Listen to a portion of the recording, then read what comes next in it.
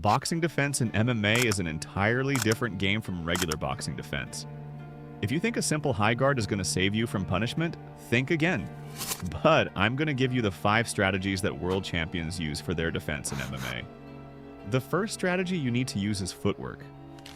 Footwork is vital for your defense. 99% of all defenses won't work if you simply stand there. Really, it's the movement that separates the absolute best in MMA from the average. Look how movement allowed Sean O'Malley to absolutely dominate Chris Moutinho. O'Malley is always moving in and out of range, which is wildly beneficial for you because the best defense is to not even be there when the punch is coming. Even Bivol does the same against Canelo. Look how he's constantly bouncing in and out of range to not be there if Canelo counters. But movement is only one piece of the puzzle. The next strategy you need to implement is to stop relying on your high guard. The high guard is great in sports where you have boxing gloves, but in MMA the high guard doesn't work. This is because your high guard is not designed for MMA, it's designed for kickboxing and boxing. You're most likely using a Dutch high guard. You're basically just standing there, blocking all the punches with your big gloves on. Well, you're in for a rude awakening. For MMA, you need to apply these 3 additions to your high guard in order to not get absolutely destroyed. First, chin down. This goes for all the martial arts, but still, extra important with small gloves. Look here how having his chin up cost Sean Strickland a knockout loss. So, chin down.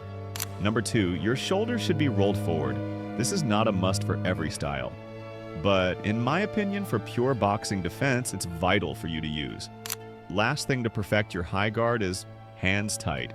Now, they don't always have to be glued to your face, but when you're in range against a boxer, they need to be tight to your face. Preferably have them all the way up to the temples. Sadly, against a good boxer, a lousy high guard won't do you any favors. The perfect example for all of this is the best boxer in the UFC, Ilia Topuria.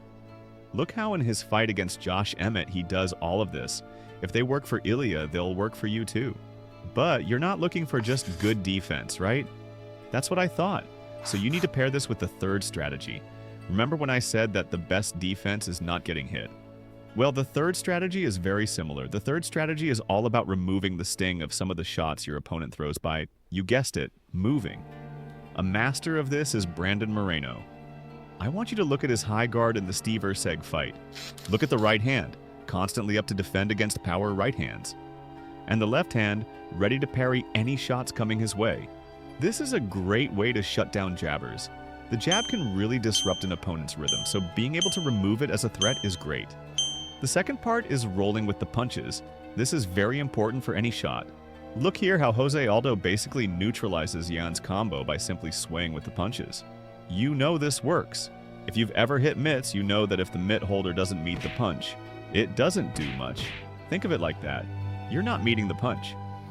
The last part of the movement is, of course, everyone's favorite, head movement. I know what you're thinking. Oh, but head movement isn't any useful. I'll get kicked in the head. But that's because you move like a boxer. Head movement is not all bad. Look how Sean O'Malley uses it against Chris again. But you need to be careful and you need to know your opponent. If your opponent is a heavy kicker, I'd opt out from a lot of head movement. But if it's someone who likes to box, like for example Steve Erceg, you can get away with head movement. But don't get carried away like Moreno did here, because knees will be coming your way if you're not careful. The fourth strategy that you should use is the long guard. Using the long guard, we can stop an opponent from moving forward and keep ourselves at the distance we like by simply putting our long guard out into their face as a block. The key to a good long guard, however, is to keep your shoulder up high. The weakness of the long guard comes from the overhand, but by putting our shoulder up high and tucking our chin, we simply remove most of the danger from the overhand. Look here at how John Jones uses his long guard to keep every opponent from coming into boxing range with him. The last strategy is not dropping your hands when you're blocking body shots. This one is pretty self-explanatory. If you drop your hands for body shots, your opponent will start faking body shots and going up high. This is how you should do it. Look how Ilia uses his elbows and crunches his body in order to block. When you get this down, feel free to check out how to be the pressure fighter and how to deal with the pressure fighter. Comment on future topics you want me to cover. Thanks for watching.